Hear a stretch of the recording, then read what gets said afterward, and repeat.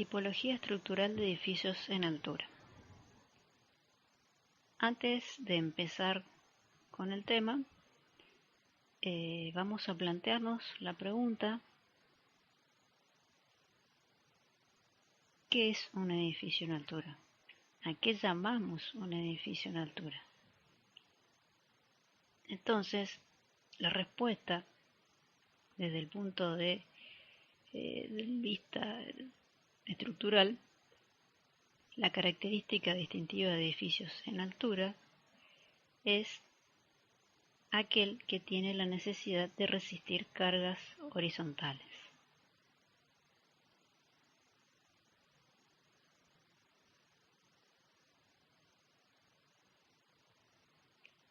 Las cargas horizontales pueden ser debidas al viento o al sismo.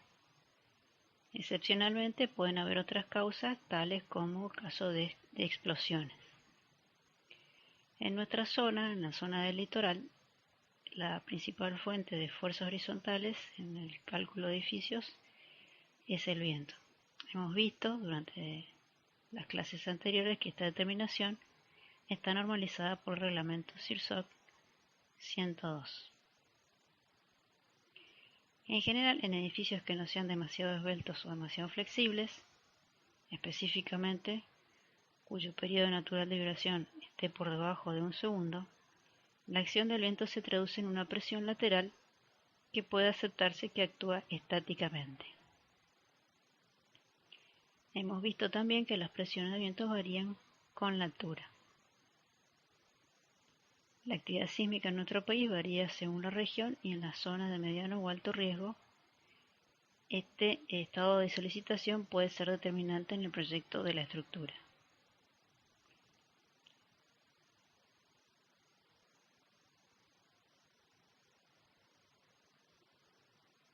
La acción del viento es sustancialmente distinta de la del sismo y se manifiesta como un movimiento de la base de la construcción. Sin embargo, para el cálculo antisísmico de edificios comunes o regulares, un procedimiento reglamentario simplificado se basa en reemplazar la acción sísmica por un conjunto de fuerzas estáticas horizontales equivalentes.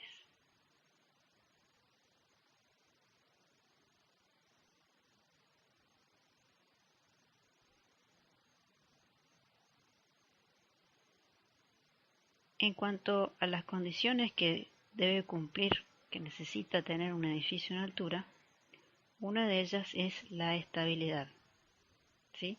Además también debe poseer resistencia y rigidez.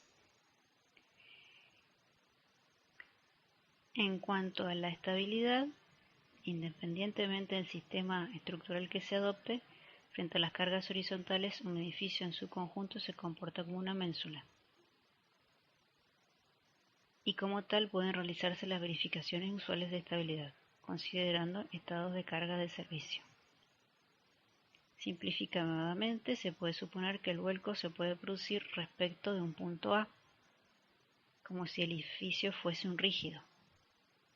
Entonces tendremos que el momento de vuelco va a venir dado por la fuerza horizontal por su brazo de palanca I, que es la distancia al punto A considerado.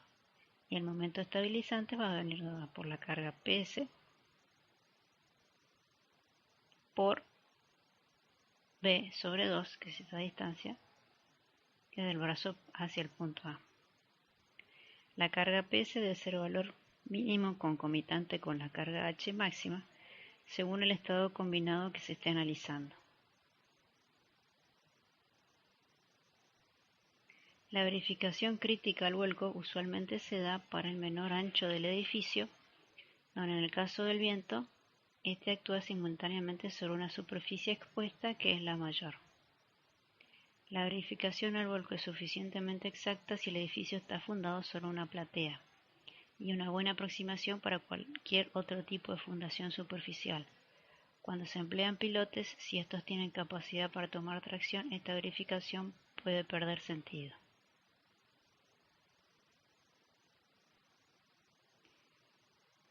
Entonces, dijimos que Nuestro edificio en altura debe tener estabilidad, resistencia y rigidez. Resistencia para poder garantizar la seguridad mínima requerida frente a las posibilidades de colapso de la construcción. Rigidez para evitar desplazamientos o deformaciones excesivas, controlar las vibraciones y contribuir a la estabilidad del edificio. Las deformaciones excesivas, además de los problemas que podrían ocasionar para el uso habitual de la construcción, conducen generalmente a fallas en materiales o elementos no estructurales, tales como vidrios, revoques, revestimientos. Las vibraciones excesivas tienen incidencia en el confort de las personas o en la utilización de máquinas o equipos sensibles. En niveles excesivos pueden hacer intolerable la presencia de las personas y aún producir problemas en elementos o maquinarias allí dispuestos. La estabilidad del edificio en su conjunto exige una determinada rigidez mínima del mismo. En vista de lo indicado, puede inferirse que la estructura debe ser suficientemente resistente y suficientemente rígida. A estas dos condiciones se agrega, en el caso particular de estructuras antisísmicas, el requerimiento de ductilidad. Esto es, la estructura debe en este caso ser capaz de sufrir suficientes deformaciones plásticas antes de alcanzar alguna forma de colapso. Existen diversos sistemas estructurales con los que puede construirse el esqueleto de un edificio y en las secciones siguientes veremos cuáles son las más utilizadas. Un sistema resultará eficiente si las condiciones de rigidez no hacen aumentar las secciones de los elementos estructurales más allá de los valores que poseen para cumplir las condiciones de resistencia. Existen rangos de altura para los cuales cada uno de los sistemas resulta adecuado. Como dijimos, se puede observar que un edificio es globalmente un voladizo sujeto en su base y solicitado por cargas axiales, laterales y momentos a lo largo de toda su altura.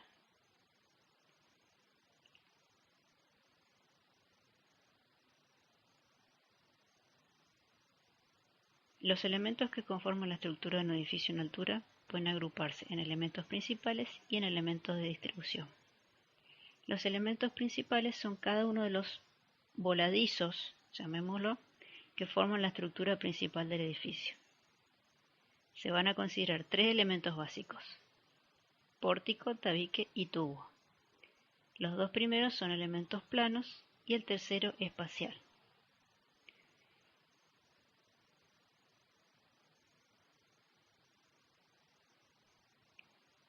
El pórtico, también se lo llama marco, es un pórtico plano formado por vigas y columnas unidas rígidamente. Es un elemento estructural flexible. La deformación para el caso de cargas laterales está dada principalmente por la flexión de columnas y vigas, y globalmente se deforma en un modo de corte, como se puede observar en la figura. Las distorsiones de piso dependen del esfuerzo de corte global de cada piso. Son mayores en los pisos inferiores.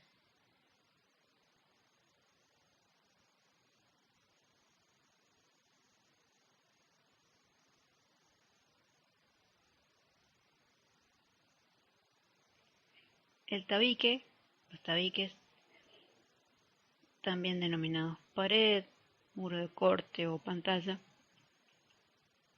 es un voladizo de alma llena.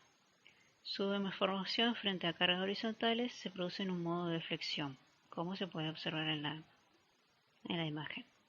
La curvatura de cada sección depende del valor del momento flector y es máxima en la base.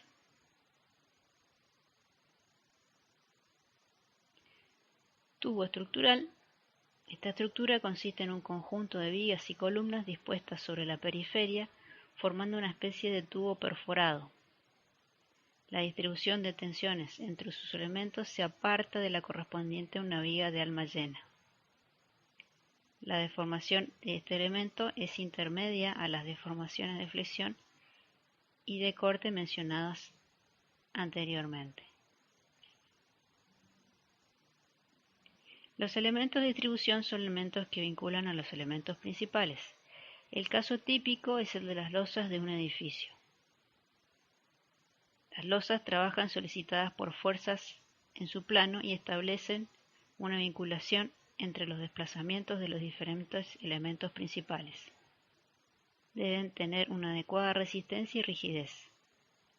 La rigidez de estos elementos es fundamental para efectuar la distribución de fuerzas de la estructura principal.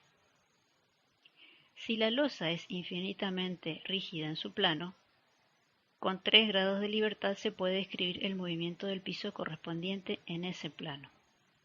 Esto simplifica el planteo de las ecuaciones de compatibilidad de formaciones entre los distintos elementos estructurales. Una losa maciza de hormigón armado puede considerarse como suficientemente rígida en su plano. También puede serlo una losa alivianada siempre que la capa de compresión no sea inferior a un valor límite, generalmente 5 centímetros, y posee adecuada armadura de repartición. Sistemas estructurales. Los elementos estructurales descritos en el punto anterior se agrupan dando lugar a distintos sistemas estructurales. Cada uno de estos sistemas puede resultar adecuado para determinados rangos de altura del edificio. Como lo dijimos anteriormente, al aumentar la altura del edificio se llega a un punto en el cual la rigidez, esto es la limitación de deformaciones, y no la resistencia pasa a ser limitante. Para alturas mayores, las secciones estarían trabajando a tensiones inferiores a las admisibles, es decir, se encontrarían sobredimensionados para cumplir los requerimientos de deformaciones máximas. Ese punto establece el límite económico de ese sistema estructural. Un edificio puede tener distintos sistemas estructurales según las distintas direcciones de análisis. Debe recordarse que en general basta con estudiar el comportamiento del edificio para acciones que lo solicitan según direcciones principales de su planta. Veamos cuáles son estos principales sistemas estructurales.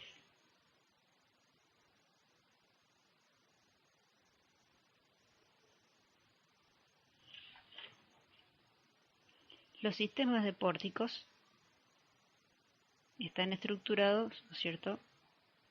Es un sistema flexible y si se desea incrementar la rigidez, debe incrementarse la sección, es decir, el momento de inercia de flexión de las vigas o columnas, o disminuir la longitud de las vigas.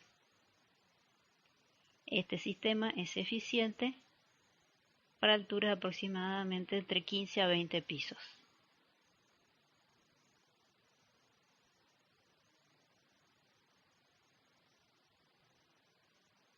También tenemos pórticos biarticulados y triarticulados.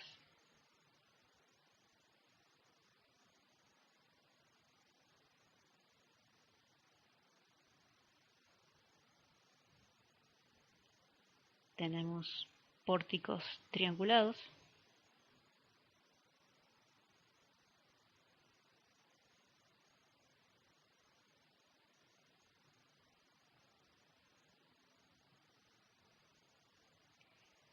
tenemos también el sistema de tabiques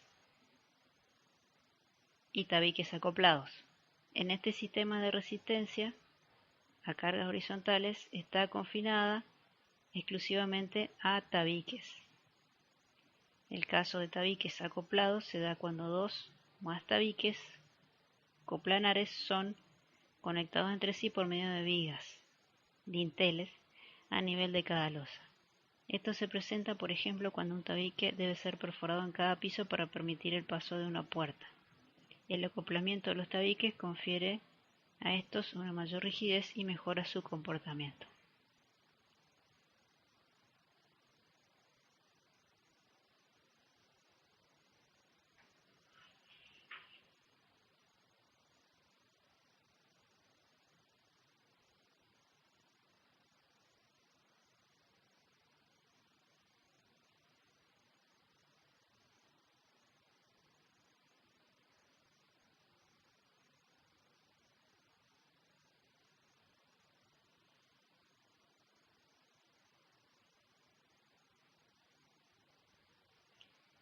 Sistema de pórticos y tabiques combinados. Es un sistema de buen comportamiento. En él coexisten pórticos y tabiques actuando en la misma dirección. Cada uno de ellos contribuye a suplir las falencias del otro. La deformación del pórtico es del tipo de corte y la del tabique de flexión. Bajo la suposición de diagramas rígidos de cada piso, las deformaciones de ambos tipos de estructuras están obligados a igualarse, y así la deformada será en un modo intermedio.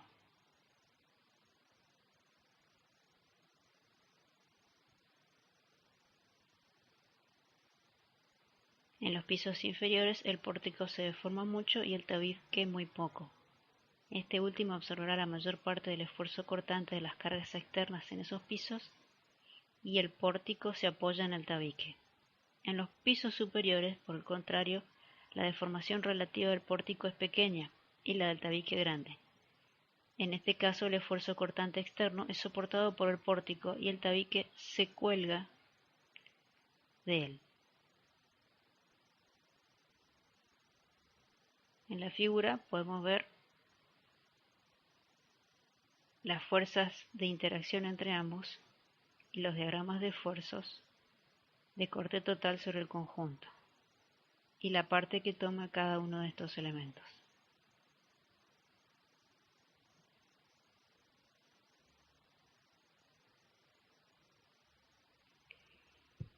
Los tubos estructurales tienen la ventaja de poder disponer de columnas más próximas entre sí y tener mayor sección en vigas y columnas que en el caso de pórticos. La separación entre columnas es del orden de 1,5 a 3 metros y la altura de vigas puede ser de 0,60 a 1,5 metros. Entre las ventajas de este sistema se puede mencionar: presenta mejor distribución de la estructura al ubicarla en el perímetro, mayor momento de inercia de la sección global, a la vez que confiere una buena resistencia y rigidez a la torsión del edificio. Las columnas y vigas interiores son solamente para resistir las cargas gravitacionales. Esto posibilita una tipificación de la construcción.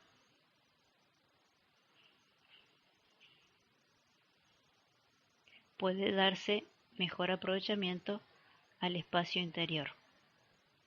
Con este sistema y sus variantes, tubos incluidos, tubo en tubo, tubos combinados o tubos con diagonales en fachada, se han construido los edificios más altos en las décadas de 1970 y 1980, con alturas entre 50 y 100 pisos.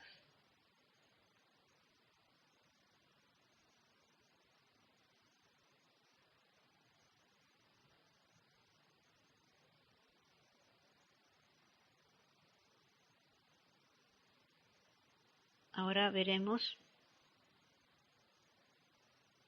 en esta imagen vemos lo que se denomina outrigger. Es un elemento que se utiliza para dar balance a este tipo de transporte. Ustedes lo pueden ver también en español como vigas de transferencia. Suele llamarse sistema de tabiques centrales con vigas de transferencia a columnas. Los edificios más altos que se han proyectado poseen una estructura que consiste en un gran tabique, usualmente un tubo estructural, ubicado en el centro de la planta del edificio, y una cantidad de megacolumnas ubicadas en la periferia. Hay una cantidad pequeña de grandes vigas de transferencia, usualmente 3 o 4 para un edificio de más de 100 pisos, que conectan el tabique con las columnas. De esta forma, estas últimas colaboran con el tabique en la absorción del momento flector global, y el tabique se encarga de resistir el esfuerzo de corte global. Con este sistema se han proyectado edificios del orden de 125 pisos.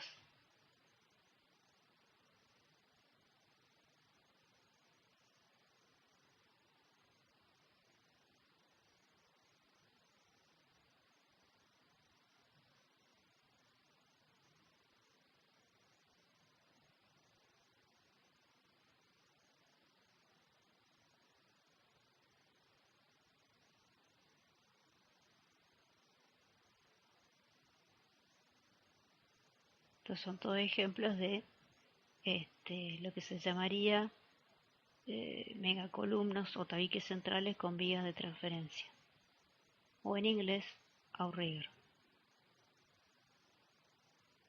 Ustedes pueden ver entonces acá en esta imagen un núcleo central con las vías de transferencia o outriggers a estas supercolumnas.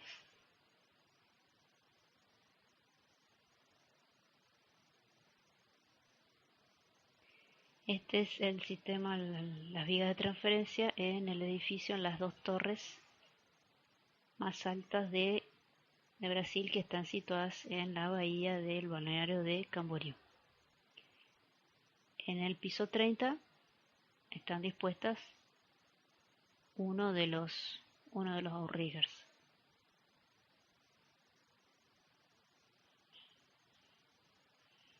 Esto que se ve como una X es esa viga de transferencia.